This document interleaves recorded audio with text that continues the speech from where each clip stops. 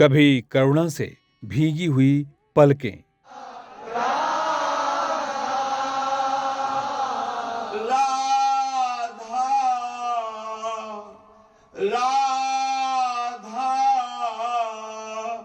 राधा राधा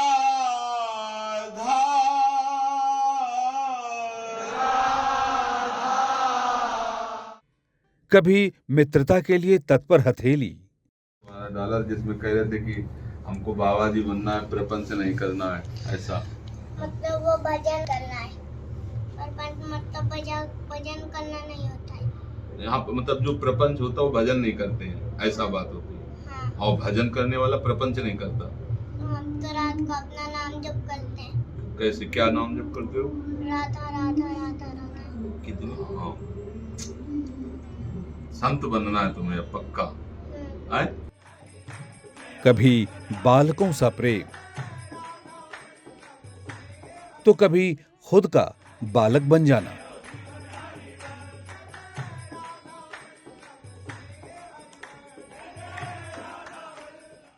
तो कभी जोरदार दहाड़, कहाँ अभी देखा, प्रवचन अलग चीज है और स्वाद अलग चीज है।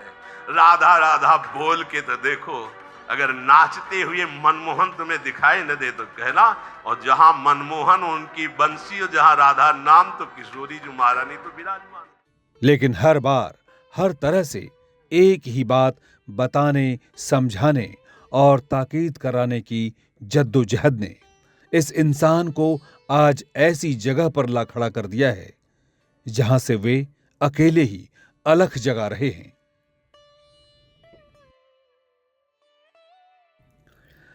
डंके की चोट पर ईश्वर को शाश्वत बताने वाले ये हैं श्रीहित प्रेमानंद जी महाराज।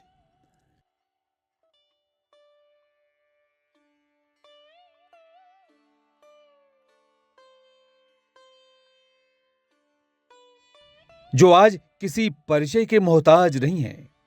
देश के हर गली और नुक्कड़ पर घूम जाइए, शहर दर शहर टहल लीजिए, इनका नाम लेते ही एक ही बात सुनाई देगी। प्रेमानंद जी को कौन नहीं जानता। जी जी, जैसे हम रज लगाते हैं तो ये वृंदावन की रज की इतनी महिमा है कि अगर रज का एक एक कण अपने आप गिरता है तो हमारे अनंत जन्मों के पाप नष्ट होते हैं। मतलब इसका जी। मतलब है कि और बहुत ये ध्यान से ये महाराज वो जी को रज सुन रहे है हैं। जिसमें हमारे प्रिया प्रीतम खेलते हैं, हम्म, उनकी ये चरणों की रज है। और ये वो रज है जिसमें रसिक महापुरुषों ने अपने आंसुओं से इसको भिगोया है। इसकी ये महिमा है। आप जो वाणी उच्चारण कर रहे हैं वो मतलब पूरे पूरे जो है प्रेमानंद जी महाराज की वाणी है। बस उनकी सीधे कृपा सीधे है, बस मतलब यही आप कृपा उनकी है। ही वाणी को हुबहू बोल रहे हैं, ये बहुत बड़ी बात है। कब से सुन रहे हैं महाराज जी को? ये 2019 से। अच्छा, 2019 से सुन रहे थे और 3 साल हो गए करीब करीब। तो दीक्षा लेने का मन है उनसे?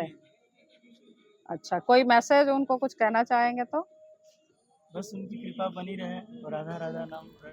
दरअसल साधु, बाबा या गुरु तो इस देश में कई हुए, लेकिन ऐसे ताल ठोककर शायद ही किसी ने कहा हो कि ईश्वर है, तुमसे सच्ची कह रहे हैं, मान जाओ, गलत आचरण करना बंद करो, नहीं तो तुम्हारा सर्वनाश हो जाएगा, ये पक्का मान लो। छोड़ दो दूसरों के जीवों के शरीर का मांस खाना, अंडा खाना, ये सब छोड़ दो। भगवान बड़े कृपालु हैं, माफ कर देंगे। तुम जिस जीव की हत्या करते हो वो कर्म तुम्हें दंड देने के लिए अव्यक्त रूप से विराजमान हो चुका है। समय जब वो आएगा, काल जब आएगा, काल माने समय जब आएगा, फिर बच नहीं पाओगे। तुम्हें ऐसा दंड मिलेगा, त्राहिमाम बोलोगे, कोई तुम्हें बचाने वाला नहीं होगा। आज तक ईश्वर को लेकर डर बनाने वाले संत ही अधिक हुए हैं, उसमें भी जंतर मंतर और जादू टोना करके ठगने वालों की संख्या का कोई हिसाब नहीं है। इन सब में तो ना जाने अच्छे संत कहां बिला जाते हैं। ये भी सच है कि बहुतेरे गुणी संत हमेशा से इस समाज के कल्याण के लिए गुफाओं और कंदराओं में धुनी रमाए बैठे हैं। लेकिन सारा बेड़ा गर्क तो तब हो जाता है जब टुटपुंजिये किस्म के संत टकासेर ईश्वर को बेच देते हैं, धर्म के नाम पर उगाही करते हैं और जनता को चिकनी चुपड़ी बातों से सरेआम लूटते हैं। ऐसे में प्रेमानंद जी का ये कहना कि कोई घोड़े का नाल और जंतर मंतर काम नहीं आएगा अगर पाप आचरण में लिप्त रहे। सोचिए, इस तरह से खुला खेल कौन खेलता है? वैसे भी इस देश में संतों की कई कैटेगरी होने के बावजूद भी दो ही तरह के संत अधिक पॉपुलर हुए।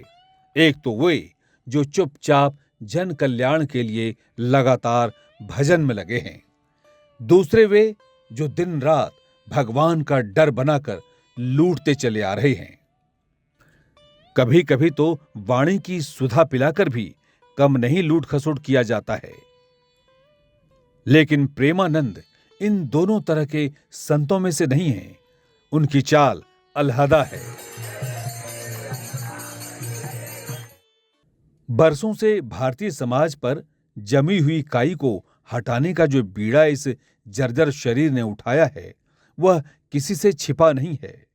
न किसी तरह और किसी से कोई भय, न ईश्वर ही एकमात्र सत्ता है, इसे जोर जोर से बताने में कोई हिचक।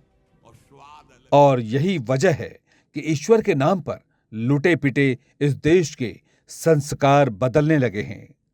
वो चाहे नेता हों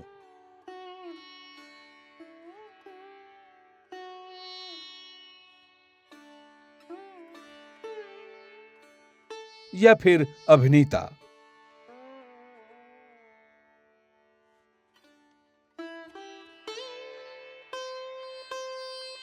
देश के वकील हों या डॉक्टर या फिर पत्रकार, इनके दर पर चले आ रहे हैं कि कोई अच्छी सीख मिल जाए। सबसे बड़े बदलाव युवाओं में आ रहा है, जो पूरी तरह से पाश्चात्य शैली के गुलाम होते जा रहे थे। वे धोती और बनियान पहनकर वृंदावन के केली कुंज में राधा नाम संकीर्तन में लगे हुए हैं।